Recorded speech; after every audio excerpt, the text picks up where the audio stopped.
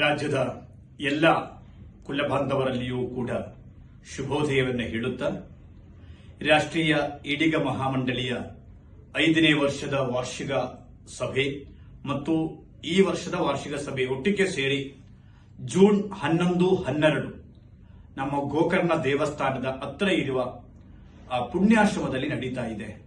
ಹಾಗಾಗಿ ರಾಷ್ಟ್ರೀಯ ಈಡಿಗ ಮಹಾಮಂಡಳಿಯ ಜಿಲ್ಲಾ, ರಾಜ್ಯ, ತಾಲೂಕು ಪದಾಧಿಕಾರಿಗಳೆಲ್ಲರೂ ಕೂಡ ಆ ಕಾರ್ಯಕ್ರಮಕ್ಕೆ ಭಾಗವಹಿಸಬೇಕಾಗುತ್ತೆ. ನೂತನ ಪದಾಧಿಕಾರಿಗಳ ಘೋಷಣೆಯೂ ಕೂಡ ಇರುತ್ತದೆ. ಆದ್ದರಿಂದ ಪ್ರತಿ ಜಿಲ್ಲೆಯಿಂದ 10-15 ಜನರನ್ನೇ ಬರಬೇಕು ಅಂತ ಹೇಳಿ ಈಗಾಗಲೇ ಜಿಲ್ಲಾ ಅಧ್ಯಕ್ಷರುಗಳಿಗೆ ನಾವು ಸಲಹೆ ಸೂಚನೆಯನ್ನ ಕೊಟ್ಟಿದ್ದೇವೆ.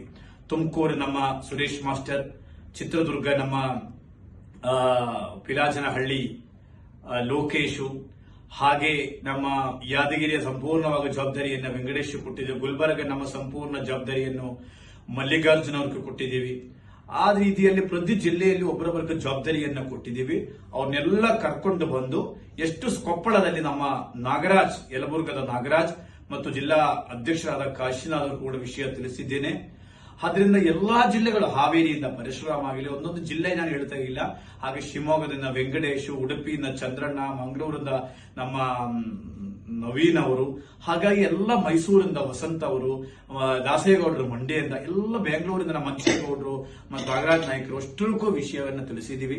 ಮಾಜಿ ಅಧ್ಯಕ್ಷರುಗಳಾದ GN ಸಂತೋಷ್ ಕುಮಾರ್ ಅವರು, ಶ್ರೀ ಸತೀಶ್ ಹಾವೇರಿ, ಮಂಚೇಗೌಡರು, ನಮ್ಮ ರಾಜ್ಯದ ಈಗಿನ ಅಧ್ಯಕ್ಷ ತಿಪ್ಪೇಶ್ ಅವರು ಎಲ್ಲರೂ ಕೂಡ ಕಾರ್ಯಕ್ರಮಕ್ಕೆ ಭಾಗವಹಿಸುತ್ತಾರೆ. ಆದ್ರಿಂದ ದಯವಿಟ್ಟು ಎಲ್ಲರೂ ಗಮನವನ್ನು ಇಟ್ಕೊಂಡು ಕೇಳಿ. 11, 12 ಗುರುವಾರ ಮತ್ತು ಶುಕ್ರವಾರ ನಡೀತಾ ಇದೆ. ನೀವೆಲ್ಲರೂ ಕೂಡ ಬಂದರೆ ನಿಮ್ಗೆ ಉಳ್ಕೊಳ್ಳೋದಕ್ಕೆ ವ್ಯವಸ್ಥೆ, ಊಟದ ವ್ಯವಸ್ಥೆ, ದೇವಸ್ಥಾನದ ದರ್ಶನ, ಸಮುದ್ರದಲ್ಲಿ ಸ್ನಾನ ಎಲ್ಲವನ್ನೂ ಕೂಡ ಅಲ್ಲಿ ಇರುತ್ತದೆ. ಈ 2 ದಿನದ ಚಿಂತನ ಶಿಬಿರದಲ್ಲಿ, ವಾರ್ಷಿಕ ಸಭೆಯಲ್ಲಿ ಬಹಳ ದೊಡ್ಡ ವಿಚಾರಗಳನ್ನೇ ಚರ್ಚೆ ಮಾಡಲಿದೆ, ನಿರ್ಣಯ ತೆಗೆದುಕೊಳ್ಳಲಿದೆ. ಬರ್ತಕ್ಕಂಥ 2 ವರ್ಷ ಕಾಲ ಸಮಾಜದಲ್ಲಿ ಯಾವ್ಯಾವ ಹೋರಾಟಗಳು ತೆಗೆದುಕೊಳ್ಳಬೇಕು, ಮಾಡಿದ ಹೋರಾಟಗಳಿಗೆ ಏನ್ ಫಲ ಸಿಕ್ಕಿದೆ, ಮುಂದೆ ಯಾವ ರೀತಿಯಲ್ಲಿ ನಡೆಯಬೇಕಾಗುತ್ತೆ, ಇದೆಲ್ಲವನ್ನೂ ಕೂಡ ಸಮಾಜಕ್ಕೆ ನಾವೇನು ಕೊಡಬೇಕಾಗುತ್ತೆ, ಸಂದೇಶವನ್ನೇ ಕೊಡಬೇಕಾಗುತ್ತೆ. ಹಾಗಾಗಿ ಎಲ್ಲ ನಮ್ಮ ಪದಾಧಿಕಾರಿಗಳು ಆ ಕಾರ್ಯಕ್ರಮಕ್ಕೆ ಆಗಮಿಸಿ, ಈಗಾಗಲೇ ನಮ್ಮ HR ಶ್ರೀನಾಥ್ ದಣಿಗಳು, ಲಕ್ಷ್ಮೀ ನರಸಯ್ಯ ಅವರು, ನಮ್ಮ ಹಿರಿಯವರಿಗೆಲ್ಲ ವಿಷಯವನ್ನ ತಿಳಿಸಿದ್ದೀನಿ.